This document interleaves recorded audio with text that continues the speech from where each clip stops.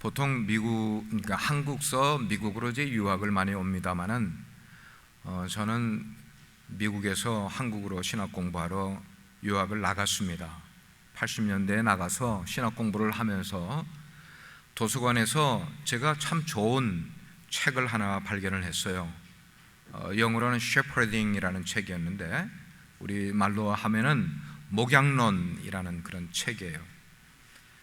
그래서 그 책을 바인더로 된 책인데 이 책은 LA에서 목회하는 그레이스 커뮤니티 처치, 그러니까 그레이스 커뮤니티 처치를 담임하는 존 맥카터 목사님이라고 그분이 쓰신 자기가 목회하는 교회를 중심으로 사역을 쭉 만들어 놓은 그 책이었었어요. 그 참 거기에서 많은 목회에 대한 그 인사이트를 얻게 돼서 제가 신학교를 졸업을 하고 하와이로 돌아와 교회를 개척을 하게 됐어요. 교회를 개척을 하면서 하게 될 때에 제가 3년 동안 공부한 지식이 얼마나 되겠어요? 3년이라는 기간이 참 짧더라고요, 공부를 해보니까. 그래서 교회를 세워가고 하는데 뭔가 이렇게 뭘로 뼈대를 만들어갈까 할 때에 그 목양론이라는 책이 장 목사가 교회를 개척해서 세워가는 거기에 교과서와 같은 역할을 해줬던 그런 책이었었어요. 이 존 맥카터 목사님은 미국 교계에 그리고 미국 언론이 인정을 하는 21세기의 가장 영향력 있는 목사님 가운데 한 분이다, 그렇게 인정을 하는 그런 분이세요. 그분께서 얼마 전에 역시 미국의 기독교 언론과 인터뷰를 하는 내용 가운데서 목사님이 단호하게 그런 표현을 했어요. 오늘날 교회가 한 가지 중요한 것을 잃어버렸다는 그런 표현을 했어요. 그러니까 인터뷰를 하는 기자가 묻지 않았겠어요? 그게 뭐냐고.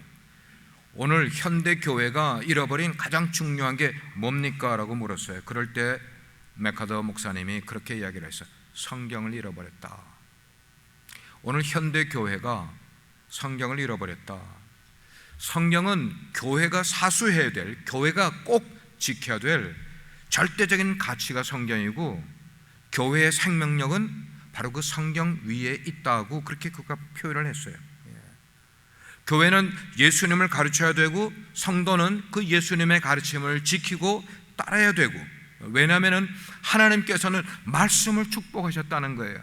그분의 표현을 하면 하나님은 말씀을 축복을 하셨고 교회는 그 말씀 위에 세워져 있는 것이기 때문에 만약에 교회가 이 성경을 도외시해버리면 교회는 아무것도 남는 게 없을 것이다.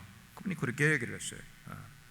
그러니까 기자가 이제 또 물어요. 그러면 이제 대안을 그러면 성경으로 돌아가려면 어떻게 하면 됩니까? 목사님에게 그렇게 질문을 했어요. 그랬더니 맥카터 목사님이 대답하기를 모든 문제는 성도가 성경을 모르는 데서 비롯됩니다 라고 이야기를 한 거예요. 그 문제를 어떻게 해결해 갈 수 있을까요? 그러니까 그 목사님이 문제는 뭐냐, 많은 성도들이 성경을 모른다는 거예요. 성경을 모르는 데서 교회의 모든 문제들이 발생하게 된다. 그러면서 그분이 이야기하는 것 가운데 저에게 굉장히 클루가 되는, 답이 되는 그 내용이 그분은 그렇게 얘기를 했어요. 문화와 사회가 교회에 무엇을 요구하는 것보다 먼저 예수님이 교회에 무엇을 원하는지를 교회는 진지하게 생각해야 된다. 다시 이야기를 드립니다. 너무 중요한 내용이기 때문에 오늘날 문화와 사회가 교회에게 무엇을 요구하는 건지를 묻기보다 예수님이 교회에 무엇을 원하는지를 교회는 진지하게 자문해야 된다. 그 말은 뭐냐면 저도 인정을 하는 게 오늘날 많은 교회들이 사회가 교회에 무엇을 요구하는지를 답을 주려고 노력을 하고 오늘날 세상의 문화가 교회에 무엇을 요구하는지에 대해서 교회가 거기에 고민하고 거기에 노력을 많이 기울이다 보니까 교회가 문화를 따라가게 되는 거예요. 교회가 세상이 사회가 원하고 사회가 요구하는 것을 따라가다 보니까 교회의 본질을 잃어버리는 일들이 많이 생겨나는 것을 I agree, absolutely. 그런 거예요. 많은 목회자들이 문화적인 충족을 주려고 그래, 교회를 통해서. 여러분이 아시겠죠? 문화적인 여러분의 원하는 것을 준다는 게 어떤 면인지를 여러분은 이해할 거예요.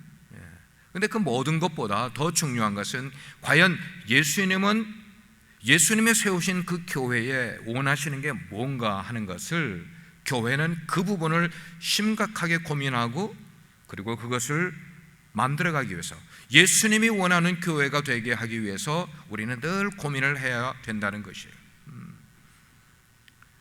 그러면 우리에게 어렴풋이 이제 생각해 보게 되는 게 있어요. 오늘날 우리의 신앙이 참 미숙하잖아요. 여러분, 죄송한 얘기지만 내 신앙이 참 미숙하다고 생각하시면 아멘 하세요. 우리의 신앙이 참 미숙해요. 미숙해서 일어나는 일들이 교회를 힘들게 만들 때가 너무나 많이 있단 말이에요. 미숙한 것 때문에. 신앙이 미숙하다는 것은, 신앙은 결국 우리의 정신세계, 가치관에 영향을 주는 건데, 우리의 가치관이 잘못되어 있고 우리의 비헤이비어가 잘못되어 있기 때문에 교회를 힘들게 하고 어렵게 하는 일들이 많은 것. 이게 뭐냐면 한마디로 신앙이 미숙하기 때문에. 우리 시험에 잘 넘어지잖아요. 1년 동안 시험에 한 번도 나는 넘어진 적이 없다고 하는 사람들이 그렇게 많지 않을 정도로 큰 일에도 넘어지고 작은 일에도 넘어지고. 이유는 왜 그런가 하면 성경의 절대 권위를 우리가 수용하지 않고 있기 때문에. 수용한다는 건 받아들인다는 거예요. 성경의 절대 권위를 우리가 받아들여야 되는데, 예를 들면은 성경은 복음을 땅끝까지 전해야 된다. 누구에게 말씀한 건가 하면 교회에게 말씀한 거거든요. 근데 그거는 아는데 우리는 그거를 실행하지 않고 있단 말이에요. 우리 빛과 소금의 교회에서 많이 땅끝까지 가려고 노력을 하지 않습니까? 일부분의 사람들에 의해서죠. 그죠? 많은 사람들은 나는 그걸 할 일이 아니라고 생각을 하는 거예요. 하는 사람들은 따로 있다는 거예요. 성경은 우리에게 모이기를 패하는 사람들의 어떤 습관과 같이 하지 말고 오직 예수님의 재림이 가까움을 볼수록 더욱 그리하라는 것은 모이기를 더 힘쓰라 하는 게 성경의 말씀이에요. 아멘입니까? 아멘입니까? 성경의 말씀인데 우리는 그거를 별로 지킬 생각을 하지 않고 있단 말이에요. 성경은 내 이웃을 내 몸과 같이 사랑하라고 하신 게 저 이스라엘 사람들에게 말한 게 아니라 그리스도인들인 우리에게 말씀한 거거든요. 근데도 우리가 일어나는 많은 일들 가운데 내 이웃을 내 몸같이 사랑하지 않는 것 때문에 갈등이 많이 생기는 거야. 문제가 많이 생기고 어려움이 생기게 되고. 이건 다 뭐냐면 우리의 신앙이 미숙하고 우리가 성경의 절대 권위를 수용하지 못하는 것이 우리의 현재 신앙생활하는 우리의 모습이라고 그렇게 생각하는 거예요. 그럼 어떻게 하는 거냐? 우린 지금 어떻게 하고 있는가? 우리 각자가 자기의 성을 쌓아가고 있는 거예요. 자기의 가치관을 만들어가고 있고, 신앙생활도 자기 나름의 신앙생활을 만들어가면서 나는 신앙생활을 한다고 생각을 하지, 성경이 우리에게 가이드해주는 신앙생활을 따라가고 있지 않는 거예요. 어떻게 생각하세요? 성경이 우리에게 가이드하고 있는 신앙생활과는 엉뚱하게 내가 만들어 놓은 가이드라인대로 신앙생활하고, 믿음의 생활도 내 취향에 맞는 것을 선택하는 거야. 선택해요. 조금이라도 내 취향이 안 맞으면은 우리 말로 뿔따구가 나는 거야. 뿔따구. 신앙생활 하면서도 자꾸 뿔따구가 나는 거야. 왜 내 취향대로 안 해주지? 왜 내 취향에 안 맞는가? 그래서 결국은 내 취향에 맞는 것을 찾으려고 여기 교회도 가보고 저기 교회도 가보고 자꾸만 이런 일들이 일어나는 게, 성경이 그걸 영어로 norm이 돼야 된다 그래요. norm. 성경이 기준이 되고 성경이 바탕이 돼야 되는데 성경이 아니라 내 신앙을 내 바탕 위에다 세우고 가니까 자꾸만 흔들리는 거야. 자꾸만 요동하고요. 이게 세워지지가 않는 거예요. 성숙이 안 되는 거예요. 자라가지를 못하는 거예요. 그런 의미를 생각을 하게 되면은 초대교회 성도들은 참 대단하다는 그런 생각이 들어요. 초대교회들은 참 대단했다. 요즘 그 초대교회 같은 교회를 찾으려면 눈을 씻고 찾아봐도요 하늘의 별 따기처럼 찾기가 어려운 게 초대교회 모습을 오늘날 찾아보는 거예요. 그게 찾기가 어려운 거예요. 가끔 저에게 이런 소문이 들어와요. 어느 교회가 말하기를 자기 교회가 그러니까 자기가 다니는 교회가 아니면 자기가 목회하는 교회가 정말 초대교회를 닮은 그런 교회다, 정말 초대교회 같은 교회다 라는 소문이 들려서 제가 또 서치를 하지 않습니까? 보고 찾아가 보고 그 부분들을 들여다보게 되면은 그렇지 않은 부분이 너무 많은 거예요. 초대교회 같지 않은 부분이 많이 있는 거예요. 그러면 왜 그 사람들은 그렇게 자랑을 할까? 포장해 놓은 거예요. 포장을. 초대교회처럼 포장을 해놓고는 우리 교회는 초대교회 같은 교회다 이렇게 사람들에게 자랑을 하고 사람들은 그 말을 듣고 그런 교회인가 보다 하고 막 몰려들고, 그런데 그 속을 들여다보면은 냄새나는 게 너무 많고 찌꺼기가 너무나 많고 썩어가는 것도 부패된 것도 많은 것을 보게 돼요. 누구를 포함해서요? 우리 빛과 소금의 교회를 포함해서요. 여러분들이 어디 가셔서 빛과 소금의 교회를 자랑하는 분 계실 거예요. 이 모양 저 모양 자랑하지만 우리 빛과 소금의 교회를 내면을 들여다보면은 냄새나는 것도 많고 찌꺼기도 많고 부패된 것도 정말 많지 않냐는 거예요. 그럼 이걸 그냥 있겠어요? 그냥 냄새나는 거 밖에는 모르지만 우리는 냄새를 맡고 우리는 그 부패된 거를 썩어가는 거를 아는데 그냥 내버려 두겠어요? 아니잖아요. 오늘 본문을 제가 다시 읽어드리면 오늘 본문이 이렇게 말하고 있어요. 예수께서 행하신 일, 그 일이 이 외에라는 건 무슨 말일까요? 요한복음 지금 쓰여지고 있는 그 이외에도 엄청나게 많으니 만일 낱낱이 예수님이 하신 그 일들을 낱낱이 기록한다면 이 세상이라도 이 기록된 책을 다 두기에 부족하다, 감당을 못한다, 지금 그런 이야기를 하고 있어요. 초대교회를 이끌어간 분들은 사도들이라고 이야기해요. 그분들이 교회의 지도자들이에요. 예수님을 3년 동안 늘 같이 따라다녔던 분들이에요. 그래서 예수님이 하신 말씀을 직접 들은 사람들이에요. 예수님이 행하신 일들을 직접 본 사람들이에요. 예수님이 기적을 일으키는 현장에 있었던 사람이에요. 예수님이 십자가에 달리실 때 그 앞에까지 갔었던 사람들이에요. 예수님이 3일 만에 죽음에서 부활하신 것을 실제로 보고 체험했던 사람들이에요. 그리고 예수님이 승천하시는 것을 감람산 꼭대기에서 예수님이 구름에 가려서 안 보이게 될 때까지 그 현장에 있었던 사람이었어요. 뿐만 아니고 내가 너희들이 보는 이 모습 그대로 다시 재림하겠다, 다시 이 세상에 오겠다라고 하는 것을 직접 들었던 사람들이 바로 예수님의 제자들이었어요. 그뿐만이 아니에요. 제자들은 예수님을 통하여서 모세의 율법도 공부하고 선지자들의 글들도 공부를 하고 시편도 공부를 하고 예수님과 밤낮으로 몇 년을 같이 지내면서 예수님의 일거수일투족을 다 보고 경험했던 그런 사람들이에요. 지금의 장 목사와 같이 설교를 하는 저와는 분명히 다른 분들이 사도들이었어요. 오늘날 목회자들이 많이 있고 설교자가 많이 있고 성경을 가르치는 교사들도 많이 있어요. 그러나 오늘날에서 사역하는 말씀을 사역하는 사람들은 첫째, 성경을 가지고 사역을 해요. 성경만 가지고 하는 게 아니라 많은 보조 자료들이 있어요. 주석도 있고 강해도 있고 딕셔너리도 있고 설교를 하고 성경을 가르치는데 많은 자료들을 가지고 했어요. 요즘은 인터넷을 들어가면 얼마나 자료들이 많은지 몰라요. 그런 거 그 시대는 하나도 없었어요. 뭐도 없었어요? 성경도 사도들이 설교할 때는, 사도들이 성경을 가르칠 때는 성경이 없었단 말이에요. 그 당시에 뭐 가지고 가르쳤어요? 오직 자기들이 본 거, 자기들이 들은 거, 자기들이 경험한 그거를 성령이 주시는 지혜를 가지고 사람들에게 설교를 하게 됐다는 거예요. 예.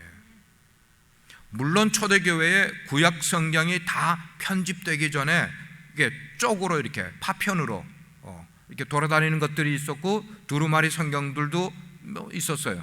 많지는 않았고. 근데 그 두루마리 성경들을 개인이 소장한다는 것은 불가능한 일이었고, 성전에 가야 그냥 두루마리 가운데 남아있는 거, 보존되어진 거, 그건 몇 개가 이렇게 남아있어서 예수님도 성전에 가서 두루마리를 펴고 양가죽으로 만드는 거, 이런 성경책을 생각하면 착오예요. 그 당시에는 이런 게 없었단 말이에요. 두루마리 양가죽으로 됐으니까, 예를 들어서 창세기 1장을 하려면 창세기 1장의 분량이 얼마나 많은지 몰라. 그걸 두루룩 펴야 읽을 수 있는 그런 세대에 그들은 구약 성경을 그렇게 본 거예요. 특별히 이방인 교회들은 성경을 빌려볼 기회조차 없는 그런 데서 신앙생활을 했다는 걸 생각해 보세요. 자, 이런 상황 가운데서 오늘 본문은 뭐라고 표현하는가 하면, 예수님이 행하신 일들이 너무나 많아서 그것을 기록으로 남긴다면 세상이라도 이 기록된 책을 두기에 부족할 정도다. 지금 그렇게 이야기를 하고 있어요. 사도들은 어땠어요? 예수님의 제자들은 아까도 표현했지만 예수님에 관한 역사적인 사실들은 그들은 다 보고 듣고 체험하고, 심지어 의심 많은 도마는 예수님의 못자국에 손가락을 넣어보면서 확인을 했던 사람들이, 그 사람들이에요. 그분들하고 오늘날 설교하는 설교자랑 설교를 듣는 여러분들의 모습과 같을 수가 없다는 거예요. 같을 수가 없다는 거예요. 그러니 얼마나 많은 것들을 그들이 들었고, 당연히 지금 우리가 가지고 있는 성경의 분량과는 비교할 수도 없을 그런 다른 파편들, 말하자면 성경이 4세기에 이게 66권이 만들어졌는데 4세기에 만들어지기 전까지는 파편들이 많이 돌아다니던 그런 내용들, 그리고 그 내용들을 다 합하면 어마어마하게 많은 예수님에 관한 일들이 실제로 있었단 말이에요. 실제로 그런 일들을 많이 있어요. 그런 거를 초대교회는 성경책이 없으니까 들은 대로 또 사람에게 이야기해주고, 내가 또 듣고 깨달은 대로 또 사람들에게 이야기해주고, 그랬어요. 우리는 얼마나 럭키인지 몰라요. 책 한 권에 예수님의 모든 일들을 보고 깨달을 수 있다는 게 얼마나. 그러니까 사도들이 그런 많은 경험을 갖고 있으니까, 예수님에 대한 경험을 갖고 있으니까, 그 사도들에게 배움을 받았던 초대교회 성도들 역시도 그랬어요. 그들도 성경은 소유하지 않았지만 사도들을 통해서 그 엄청난 예수님에 관한 이야기들을 얼마나 많이 들었겠어요. 베드로를 통해 들었어. 또 어떤 때는 야고보를 통해 듣고, 어떤 때는 요한을 통해 듣고, 어떤 때는 안드레를 통해서 듣고, 많이 그렇게 들었어. 그래서 사도행전 2장 내용을 보게 되면은 초대교회 공동체는 어떻게 그들이 하고 있었는가 하면, 주일날에만 모인 게 아니라 평일에도 그들은 모였어요. 평일에도 모여서 가정집에 모여서 떡을 나누고 음식을 나누고 찬양도 같이 부르고 같이 기도도 하고, 어려운 사람이 있으면 내 소유의 것을 팔아서 그 어려운 사람의 필요를 채워주기도 하고, 그러면서 날마다 마음을 같이하여 성전에도 모이고 가정집에서 모였다 그랬어요. 표현은 뭔가 하면 날마다 그렇게 했다고 성경이 기록하고 있는 거예요. 성경이 기록하고 있으니까 믿을 수밖에 있어요, 없어요? 안수 집사님, 성경이 그렇게 했다고 그러니까 믿을 수 있는 거예요. 성경이 그렇게 기록을 해놓고 있으니까. 이렇게 날마다 모이곤 했으니까 얼마나 모일 때마다, 여러분 한번 목장에서 한번 그런 거를 좀 나눠보세요. 그런 거를 초대교회 사람들은 날마다 모여서 뭘 나눴을까 하는 거예요. 뭘 나눴을까? 무슨 이야기가 할 게 그렇게 많아서 그들은 날마다 모였을까? 그들이 날마다 모이는 게 바보들이 아니라면은 어제 나눈 이야기 오늘 똑같이 나누고 오늘 나눈 이야기 내일 똑같이 나누고 아마 그러지는 않았을 거지만 많은 이야기들이 하다 보면 오버랩되는 그런 이야기들도 많이 있었겠지만 어쨌든 사도에게 들은 이야기를 들은 사람이 또 다른 사람에게 이야기해 주려고 똑같이 얘기해 주려고 노력하고 애를 쓰는 가운데 이 사람들이 또 그러니까 저는 묵상을 하니까 그래요. 그들이 어떻게 날마다 모일 수 있었을까? 우리라면 그렇게 못하는데 첫째는 재미없으면 우리는 안 모여. 감동이 없으면 안 모여. 뭔가 내게 유익한 게 없으면 우리는 안 모여. 근데 이런 것들이 그들 가운데 다 있었다고 저는 가정을 하는 거예요. 아멘입니까? 그들 가운데 그들이 바보가 아니라면 날마다 모이는데 재미없는데 왜 모였겠냐는 거예요. 그들 가운데 모일 때마다 감동이 없는데 왜 모였겠냐는 거예요. 모임을 가지고 뭔가 나에게 유익이 아니면 깨달음이 아니면 큰 은혜가 정말 그 가운데 없었다면 그들이 어떻게 날마다 모이고 날마다 모이는 숫자가 점점 늘어나서 목장이 또 쪼개지고 가정교회가 또 쪼개지고 또 나눠지고 또 나눠지고 이렇게 세포 분열하듯이 나눠져서 공산세계의 사상이 그들을 뚫고 들어가지 못했고 세상의 어떤 이론과 논리가 교회 공동체 속에 들어가서 그거를 부서뜨리려고 해도 부서뜨리지 않은 채로 그들이 또 넓어지고 또 확장이 되고 한 이유가 뭔가 하는 것들을 딴 얘기하지 마시고 이런 것들을 여러분의 목장 속에서 진지하게 나눠보시면은 그 속에 생명이 생기기 시작을 합니다. 그 속에 생명이 약동을 하기 시작을 합니다. 그 속에 부활의 메시지가 소개가 될 때에 부활은 한 번의 사건이었는데 예수님이 한 번 죽으셨다가 살아났지 몇 번 죽었다가 몇 번 살아난 사건이 아니지 않습니까? 근데 그 부활의 메시지가 그들에게 전해졌을 때 처음 그 얘기를 들은 사람은 쇼킹하지 않았겠어요? 사람이 죽었다가 살아난 이야기를 한 번도 들어본 적도 본 적도 없었던 사람들에게 예수님이 부활하셨다는 그 사건을 이야기해 줄 때에 전하는 사람은 얼마나 익사이딩하게 전해줬겠고 그 이야기를 듣는 사람은 얼마나 감동적으로 그 얘기를 들었겠냐고요. 우리에게 그 부활의 감동이 있어요? 여러분이 부활을 이야기할 때 부활주의를 당해서 뿐만 아니고 성경의 이야기를 하게 될 때 부활이라는 것을 할 때 뭔가 나한테 찡 하는 감동이 우리 가운데 있어요?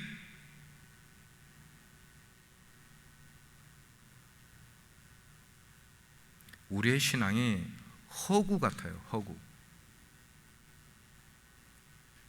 성경이 가장 중요하고 기독교의 가장 중요한 것을 이야기를 해도 내 마음에 하나 터치가 되지 않는 그런 드라이한 나의 마음,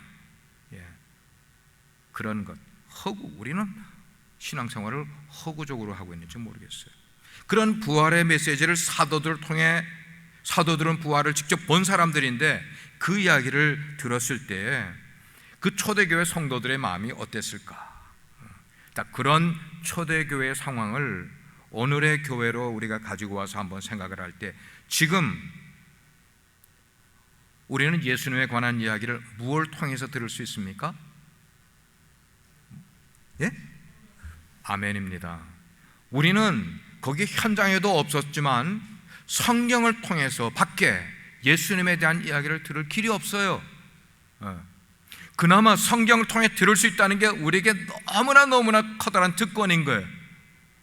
이 놀라운 특권, 누군지 모르지만 성경을 하나의 책으로 만들려고 그렇게 노력을 했던 신학자들, 옛날에 그 목사님들, 그 노력과 그들의 그 희생했던 것들을 생각을 하면은 우리는 진짜 머리를 숙이고 무릎을 꿇어서 그들에게 감사를 해도 다 표현하지 못할 정도로 우리는 큰 은혜와 특권을 그들에게 빚지고 있는 거예요. 우리는 성경을 통해서밖에 예수님의 이야기를 들을 수가 없는 거예요. 만약에 우리 세대에 성경이 없다면 그러면 so what? 우리 세대에 성경이 우리 손에 없다면 우리는 우리를 구원시키는 그 구원의 복음을 어떻게 들을 수가 있겠는가? 사도들이 요즘 세대에 있습니까? 사도들은 이미 다 죽었어요. 하나님은 우리를 사랑하셔서 우리를 구원시키기 위해서 사도들은 다 돌아가셨지만, 그러나 성경이라는 이 귀중한 것들을 사도들의 손을 통해서 기록된 내용들을 오늘 우리에게 손에 들어올 수 있게끔 만들어 주셨고, 그리고 그것을 공부할 수 있고 깨닫게 성경을 선물로 주신 게, 그래서 성경은 His story. The Bible is His story. Who is Him? His story. 줄여서 His story. 예수님의 이야기입니다.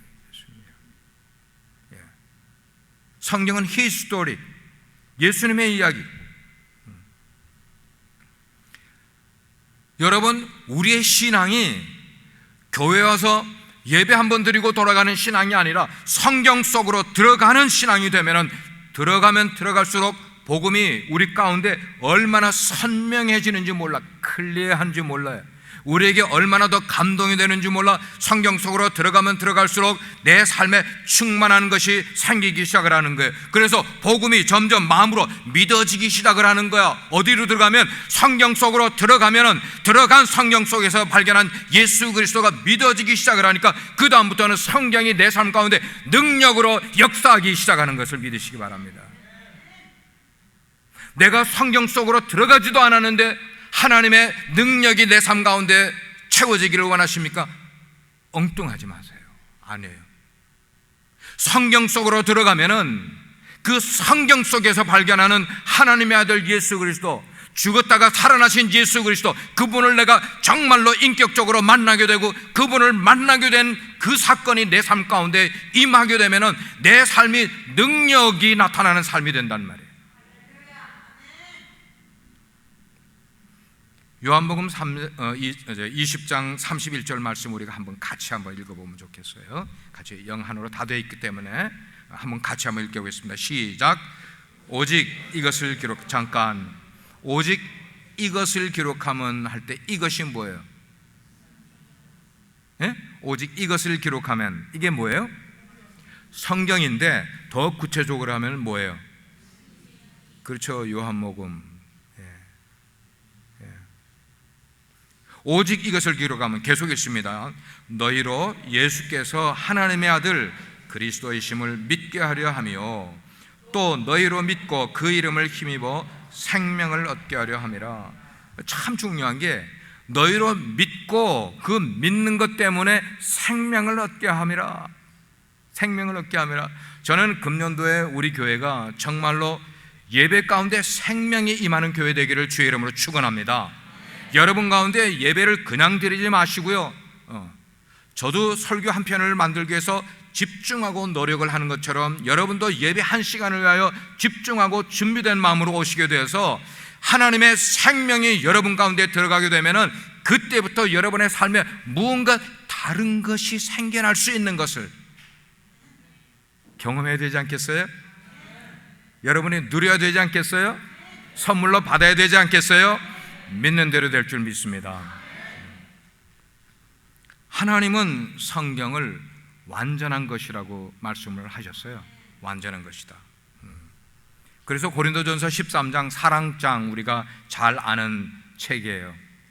사랑은 언제까지나 떨어지지 아니하되 예언도 폐하고, 예언도 없어질 때가 있고 방언도 그칠 때가 있고 지식도 폐하여지리라. 그러면서 우리는, 여기는 사도 바울과 그리고 사도들을 말하는 거예요. 우리는 부분적으로 알고 부분적으로 예언을 한다. Not all completely라고 그래요. Not all. 우리는 부분적으로 알고 부분적으로 예언을 하지만 온전한 것이 올 때에는, perfection when it comes, 온전한 것이 올 때는 부분적으로 하던 모든 것들이 다 폐하여지리라 그랬어요. 여러분, 이 말씀을 하는 배경을 우리는 알아야 돼요. 그 당시에 교회를 이끌어가고 있는 사도들은 이미 순교를 당한 사도들이 있었어요. 이미 사도 바울이 서신을 쓸 때에는. 그리고 어떤 사도들은 핍박을 당하고 환난을 겪어가고 있고, 그렇지만 성도들의 손에는 아직 성경이 없는 거야. 여러분, 그 상황을 한번 생각해 보세요. 성도들의 손에 성경이 없어. 아직 성경이 기록되지 않았으니까. 그리고 초대교회 성도들은 성경을 부분적으로밖에 모르는 거예요. 사도들이 부분적으로 가르쳐 준 것밖에 모르는 거예요. 그러나 someday, 언젠가 온전한 성경이 있게 되면은 부분적으로 알던 그 부분적인 것들이 다 패여지리라. 이게 우리는 얼마나 은혜인지, 우리는 온전한 성경이 지금 우리 속에 있는 거예요. 근데 사도 바울이 고린도전서를 기록할 때는 온전한 성경이 없었다니까, 부분적으로밖에 알지 못했단 말이에요.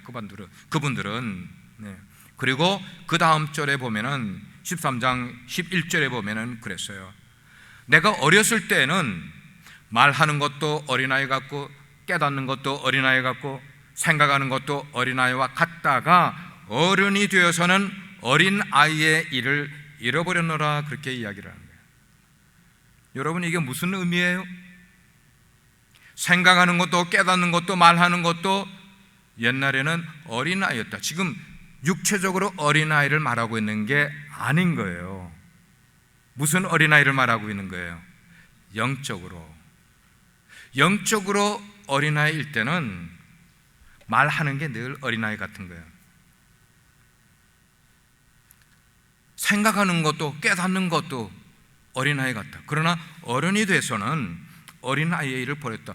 여러분, 어른이 되었는데, 우리가 이제 자녀를 키워서 자녀가 어른이 되었는데도 그 어른이 된 자녀가 지금 20살이 넘었는데도 계속 솜사탕 사달라고 그러고, 깎아 사달라고 그러고, 사탕 달라고 그러고, 그러면 어떻게 되는 거예요? 기가 막히잖아요. 예? 부모로 볼 때 너가 20살이 넘었는데 아직도 사탕 사달라고 그러냐? 이건 말도 안 되는 얘기인 거예요. 주일날 되면은 가끔씩 우리 유치부에 있는 어린 아이들이 저의 문을 열고 들어와서, 목사님 사탕 주세요. 얼마나 예쁜지 몰라. 우리 성도님들은 무섭다고 안 들어와요. 안 들어오는데 어린아이들은 사탕 달라고 들어와요. 이게 순진한 거예요, 이게. 근데 우리가 하나님 앞에 설 때에 참 교회를 다니고 말씀을 듣고 신앙생활을 해나가려면은 우리의 말이 어린아이 같아서는 안 되잖아요. 그래요, 안 그래요?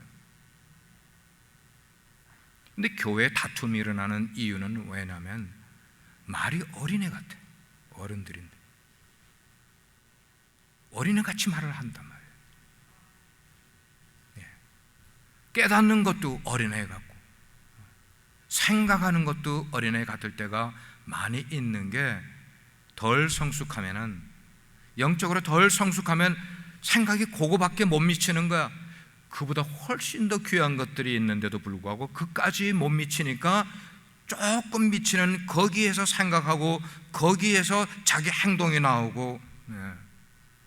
하나님은 이렇게 말씀하세요. 내가 완전하니 너희도 완전해라. 어떤 구절에는 내가 거룩하니 너희도 거룩해라. 성경 말씀 맞으면 아멘 하시기 바랍니다. 우리 그거 알잖아요. 우리는 절대로 하나님처럼 거룩해질 수가 없고 절대로 하나님처럼 완벽해질 수는 없어요. 그러나 그거를 나는 그렇게 못한다고 지금 생각하고 하지 않게 되면은 우린 잘하지 못한단 말이에요. 하나님을 계속 닮아가기 위해서. 왜? 하나님은 온전하신 분이시고 하나님은 거룩하신 분이니까 내가 그분을 믿고 닮아가는 삶을 통하여서 점점 내 삶이 그렇게 추구해 가는 거예요. 아마 성경에 나타난 하나님이 없으면은 우리는 완전이라는 게 뭔지를 인생에서는 경험하지 못하고 살아갈 거예요. 왜? 우리 인생에는 완전이라는 게 없으니까. 예? 그런데 다행스럽게 성경을 통하여 완전하신 하나님을 우리는 보는 거예요. 온전히 거룩하신 하나님을 보는 거야. 그거를 우리의 삶 가운데서 닮아가려고 애를 쓰는 거예요. 예. 그렇게 되는 거예요. 우리가 두렵고 떨리는 마음을 가지고 성경에 순종하지 않아서 그렇지, 우리가 순종하기만 하면은 이야기가 달라진다고 말이에요. 무슨 이야기가 달라져요? 우리 인생의 이야기가 달라져요. 우리의 성품의 이야기가 달라져요. 예. 순종하지 않으니까. 뭐에 순종하지 않으니까? 하나님의 말씀에 순종하지 않으니까. 우리가 순종하지 않아서 성경의 가치를 얼마나 떨어뜨려 놓고 있습니까? 우리가 순종하지 않는 것 때문에 하나님의 능력을 얼마나 제한시키고 있습니까? 순종하지 않는 것 때문에. 만약에 우리가 구약 성경에 나오는 다윗처럼 하나님의 말씀을 사모했다면, 성경에 나오는 다윗처럼 하나님의 능력을 인정하면서 살아갔다면, 하나님의 말씀을 그렇게 순종하며 살아가는 존재가 되었다면 다윗이 어떤 삶을 살았습니까? 우리가 그런 걸 절반만이라도 한다면, 성경이 얼마나 놀라운 책인지를 다윗은 알았어요. 하나님의 말씀이 얼마나 주옥같이 아름답고 꿀송이보다 더 달고 하나님의 말씀이 얼마나 능력이 있는지를 다윗은 알았어요. 그래서 시편 기자는 그랬어요. 주여, 내 눈을 열어서 주의 기이한 것을 보게 해달라고, 주의 원더풀한 것들을 나로 하여금 깨닫게 해달라고 시편 기자는 이야기를 하는 거예요. 사랑하는 우리 성도 여러분, 우리가 하나님의 말씀에 푹 절어서 살아가지 않으면 이런 걸 경험하기 어렵단 말이에요. 그 말은 뭐예요? 신앙생활을 아무리 오래 해도 은혜의 껍질만 늘 핥는 거야. 껍질만. 은혜 속에 알맹이로 들어가면 들어갈수록 더 달고 더 맛있고 더 능력 있고 나를 변화시키기에 충분한 것들을, 성경 속으로 더 깊이 들어가야 얻어낼 수 있는 것들을 우린 그 들어가는 그 조금의 노력을 하기 싫어서 겉만 핥고 있는 거예요. 겉만 핥고. 이 세상에 살아가다 보면 이것도 중요한 것 있고 저것도 중요한 것 많이 있다 한들 성경보다 더 중요한 게 세상에 있겠어요? 성경보다 더 중요한 게 없어요. 아직은 여러분들이 깊이 그게 느껴지지 않으실 수도 있겠지만, 그 성경이 없었다면 우리는 구원의 도리를 과연 어디에서 얻을 수 있단 말입니까? 내 인생이 죄인으로 태어났는데 나는 죽어서 그냥 지옥 갈 존재인데 어떻게 내가 천국을 소망할 수가 있고 사모할 수가 있겠는가? 뭐가 없으면요? 성경이 없으면 어떻게 해요? 초대교회 성도들은 사도들의 입에서 나오는 그 하나님의 말씀을 하나님의 말씀으로 그냥 들었어요. 들으니까 아멘 하는 거야. 아멘. 아멘 하는 자에게 그 말씀이 자기의 것이 되는 놀라운 은혜를 잊게 되는 거예요. 성경을 보면 안식일 날 예수님이 성전에 들어가서 이사야를 펴서 보실 때도 있고 모세의 글을 펴서 보실 때도 있고 선지서의 글들을 펴실 때도 있고 시편에 있는 글들을 보시면서 구원의 커다란 그림을 제자들에게 소개해 주는 거예요. 소개해 줘. 구원의 커다란 그림을. 그 당시만 해도 사도들 역시 예수님이 구원의 큰 그림을 그려줬음에도 불구하고 제자들은 깨닫지 못했어요. 언제까지 깨닫지 못했어요? 예수님의 부활 사건을 경험하기 전까지는 제자들도 그걸 모르는 거예요. 그랬던 제자들에게 딱 부활이라는 사건이 그들 가운데 맞닥뜨리게 되니까, 그걸 체험하게 되니까 이 부활 사건 하나가 예수님이 지금까지 그들에게 설명해 줬던 이야기들이 너무나 클리어해지는 거예요. 주님께서 생전에 자기들에게 이야기해 주셨던 것, 이해 못하던 것들이 막 깨달아지기 시작을 하는 거예요. 뭘 체험하고 나니까요? 예수님의 부활을 직접 목격하고 체험을 하고 나니까 마음으로 믿어지기 시작을 한 거예요. 그래서 요한복음 2장 22절에 보니까 그랬어요. 한번 말씀을 같이 한번 읽어보겠습니다. 시작. 죽은 자 가운데서 살아나신 후에야 제자들이 이 말씀하신 것을 기억하고 성경과 예수께서 하신 말씀을 믿었더라. 할렐루야. 예수님이 부활하고 나서야 제자들이 이 말씀하신 것을 기억하고, 기억했다는 것은 듣기는 언제 들었다는 거예요? 일전에 들었어요. 예수님이 내가 부활하리라는 것을 이전에 다 들었는데 그걸 모르는 거야. 들었는데도 오늘날 우리들처럼 그리고 예수님이 실제로 살아나신 후에야 성경과 예수님이 하신 말씀을 그때야 뭐 했더라? 믿었더라 그랬어요. 믿었더라. 지금까지 제가 목회를 해오면서 성도들을 쭉 보잖아요. 이런 부류의 성도도 계시고 저런 부류의 성도도 쭉 성도들의 그 카테고리가 이렇게 되는데, 성경에 깊이 빠져있는 성도들이 계셔요. 하나님의 말씀에 깊이 빠져있는 그들 스스로도 성경을 읽고 연구하는 것을 좋아하고 배우는 걸 좋아하고 목회자를 통하여 성경을 새롭게 배우고 깨닫는 것을 굉장히 사모하는 그런 성도들이 계세요. 그런 분들은 그들의 삶의 자세가 굉장히 견고한 것을 저는 알아요. 삶의 자세가 견고하다는 것은 그들도 여타 다른 사람들과 인생에 겪어야 되는 거 다 겪고, 시련도 겪고 시험도 겪고 유혹도 겪고 뭐 다 겪는 거는 인생 쭉 다 겪어요.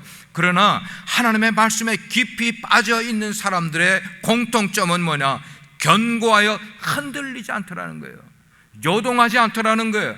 내가 붙들고 있는 말씀에 확신을 가지고 사람들이 어떻게 말하든 그것 쫓아가지 아니하고 나의 갈 표대를 바로 가지고 가게 되더라. 성경을 그들이 더 알아가면 더 알아갈수록 하나님을 더 두려워하는 삶을 살아갑니다. 하나님께 더 순종하는 삶을 살아갑니다. 말씀을 배우니까 자기들이 지었던 모든 지난 죄까지도 기억을 해내서 조목조목 하나님께 그 죄들을 토해내는 그런 일들을 하게 됩니다. 그 이후에는 회개에 합당한 열매를 맺어가는 삶을 살기 위해서 무진장 애를 쓰고 노력하는 삶이 그들의 그리스도인의 삶 속에서 보여지게 됩니다. 목회의 기쁨이고 목회의 격려가 되는 것이고, 하나님께 감사할 조건은 그렇게 말씀에 견고한 사람들, 말씀 속에 깊이 들어가서 그것을 자기의 삶으로 가져올 줄 알고 그 축복을 누릴 줄 아는 사람들, 이런 성도들이 얼마나 귀해요. 저는 빛과 소금의 교회 성도들이 그런 성도들 되기를 주의 이름으로 축복합니다.